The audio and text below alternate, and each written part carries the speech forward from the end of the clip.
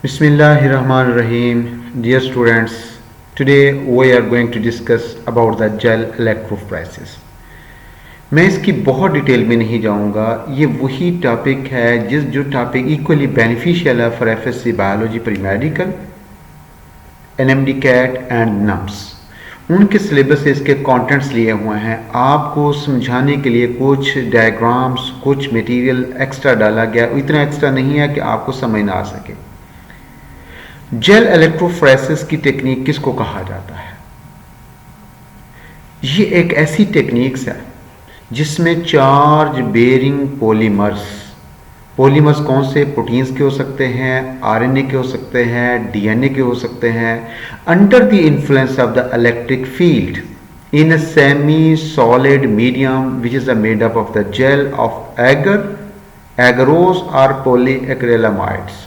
यानी three types उसमें से जेल्स हैं। एगर की हो सकती है, एगरोस की हो सकती है, ये पॉली एक्रिलामाइड्स। उस जेल्स के ऊपर in the presence of electric fields इनको सेपरेट किया जाता है, इन पॉलीमर्स को। इस प्रोसेस को जेल इलेक्ट्रोफोरेसिस का नेम दे दिया जाता है। अब इसमें जो भी मटेरियल, जो भी मॉलिक्यूल जिसको सेपरेट करना है, जिसके फ्रेगमेंट को अलहदा करना है, सेग्रीगेट करना है, उनको इस जेल के अंदर पार्टिकुलर जो वेल्स बनी होती हैं उनके अंदर उसको लोड किया जाता है। ये नेक्स्ट स्लाइड में बताऊंगा किसमें से कौन सी वेल्स होती हैं। और जो जेल होती है वो उसको इलेक्ट्रोफोरेसिस चैम्बर के अंदर प्लेस कर दिया जाता है। उसको प्लेस करने के बाद उस जो इलेक्ट्रोफोरेसिस चैम्बर होगा, उस चैम्बर्स को इलेक्ट्रिक पावर सप्लाई या पावर सप्लाई के साथ कनेक्ट कर दिया जाता है। जिस वक्त उसमें से इलेक्ट्रिक फील्ड उसको अप्लाई किया जाता है, उसको पावर सप्लाई दी जाती है। जो different size of the molecules हैं वो जेल्स के अंदर मूव करना स्टार्ट कर देते हैं।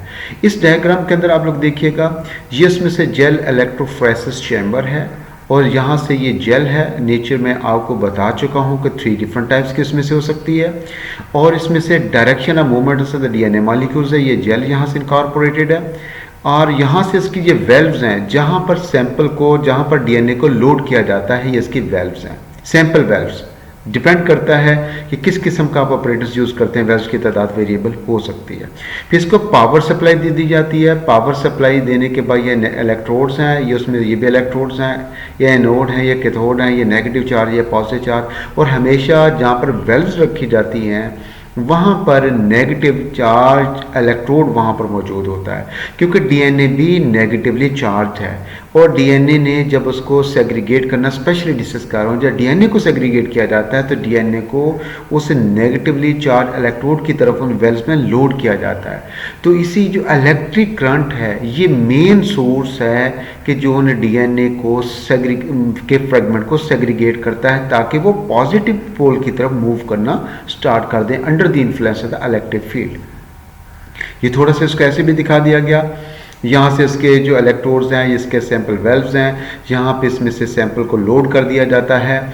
और इस पूरे के पूरे जो इलेक्ट्रोफोरेसिस टैंक है इसके अंदर बफर भी रख दिया जाता है ताकि उसमें से इलेक्ट्रिक सर्किटिंग कंप्लीट की जा सके। ये एक छोटा सा अपरेटस है जिसमें ये भी बात बता दी कि उसमें से नेगेटिव चैम्बर की तरफ, नेगेटिव इलेक्ट्रोड की तरफ क्यों उसको डीएनए को लोड किया जाता है। ये बात भी इसमें डिस्कस कर दी कि उसमें से बफर क्यों रखा जाता है ताकि उसके अंदर इलेक्ट्रिक सप्लाई जो है वो मेंटेन हो सके, वो प्रोग्रेस में हो सके।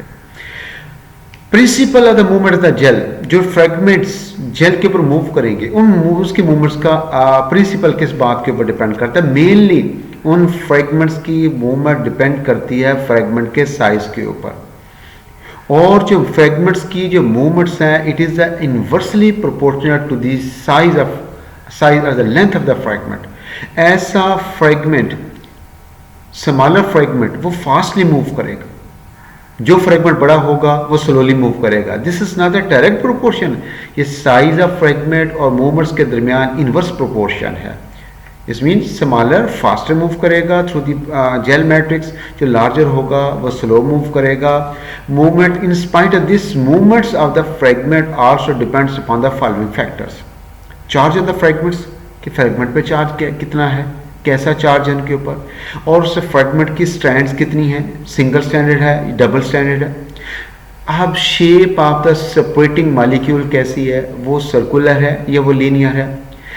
ये भी इस inspired this other important prime factor is the concentration of the gel, there is the pore size, कि जेल के पोर का साइज कितना है। जिसमें पोर्स का साइज बड़ा होगा वहाँ से वो स्पीड से मूव करेंगे, जिसमें पोर्स का साइज छोटा होगा, जेल विस्कस होगी, उसमें फ्रैगमेंट स्लोली मूव करेंगे। आफ्टर सम टाइम मॉलिक्यूल्स उस जेल के ऊपर बैंड्स की फॉर्म में अपीयर होना स्टार्ट हो जाते हैं, कि जब वो जेल पे सेग्रीगेट हो जाएंगे वहाँ पर पार्टिकुलर बैंड्स बनने स्टार्ट हो जाते हैं। यहाँ से देखें, this is the DNA fragments, ये उसमें से जेल के पार्टिकल्स हैं, ये इसका पोर साइज है। ऐसे डीएनए के फ्रेगमेंट इसमें से मूव करते हुए चले जाएंगे, from negative to the positive pole इसमें से मूव करेंगे। ये इसके बाद फिर कुछ टाइम के बाद इस तरह के आपको जेल के ऊपर बैंड्स नज़र आने स्टार्ट हो जाएंगे। जब उसमें से बैंड नजर आ जाते हैं, फिर आपने उसको विजुअलाइज करना है। आपको ये भी मालूम होना चाहिए वो जेल के ऊपर जो बैंड नजर आते हैं वो किस चीज़ के बैंड नजर आते हैं। आपको वैसे बैंड नजर नहीं आते, आपको यूवी ट्रांस इल्यूमिनेटर से देखना पड़ता है।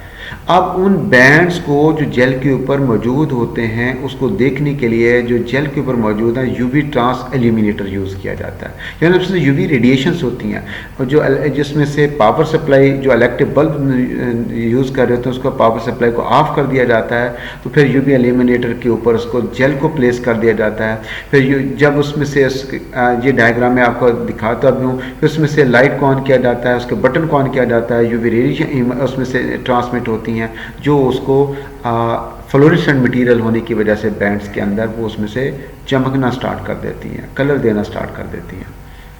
जो डीएनए जेल के ऊपर मौजूद होगा उसके ऊपर using fluorescent dye that binds to the DNA, fluorescent dye use कर ली जाती है ताकि वो डीएनए के साथ बाइंड कर दे, उन बैंड्स के साथ बाइंड कर दे। क्योंकि जब उसको उसके ऊपर ग्लास के ऊपर रखा जाएगा यूवी ट्रांस इल्यूमिनेटर के ऊपर, उसके नीचे यूवी रेडिएशन उसमें से निकलेंगी, उस फ्लोरेसेंट डाई की वजह से वो बैंड्स वहाँ पर फ्लोरेसेंट इमिट करना स्टार्ट कर देंगे, रेडिएशन इमिट स्टार्ट करना शुरू कर देंगे। This is a UV transilluminator. फिर ऑब्जर्व बैंड्स को ऑब्जर्व किया जाता है। सम बैंड उसमें से थिक होते हैं, सम बैंड उसमें से थिन उसमें से होते हैं। जो थिक बैंड्स होंगे वहाँ पर स्मॉल फ्रैगमेंट की कंसंट्रेशन हाई होती है, और उसमें से जो थिन बैंड्स होते हैं वहाँ पर उसकी कंसंट्रेशन स्मॉल फ्रैगमेंट की जो कंसंट्रेशन ऑफ फ्रैगमेंट्स है वहाँ पर स्मॉल होगी। A particular size fragment use for further study, तो उस पार्टिकुलर जो जेल का पीस होगा उसको वहाँ से कट किया जाएगा, डीएनए को उस पार्ट को प्योरीफाई किया जाएगा, उसको एम्पलीफाई किया जाएगा, उसको फर्दर स्टडी में यूज़ कर लिया जाता है। ये उसमें से यूवी ट्रांस इल्यूमिनेटर है, ये देखें, ये भी यूवी ट्रांस इल्यूमिनेटर है, ये इसका बल्ब है, ये इसका बटन है। जब इसको ऑन करते हैं ये ग्लास के नीचे से रेडिएशंस निकलती हैं, तो इसमें जेल के जहाँ पर फ्रैगमेंट मौजूद होंगे तो वो उसमें से चमकना स्टार्ट हो जाते हैं, तो आइडिया हो जाता है कि कहाँ पर बैंड्स हैं। तो फिर उसकी हम इमेज भी ले लेते हैं। ये आपको बता चुका हूँ कि इसमें से कंट्रोल उसमें से इसमें से होता है, यहाँ पर ये लगा दी जाते हैं, ये उसके बैंड्स हैं, ये उसमें से विजिबल होते हैं, कुछ थिन हैं, कुछ इसमें से थिक बैंड्स भी होंगे।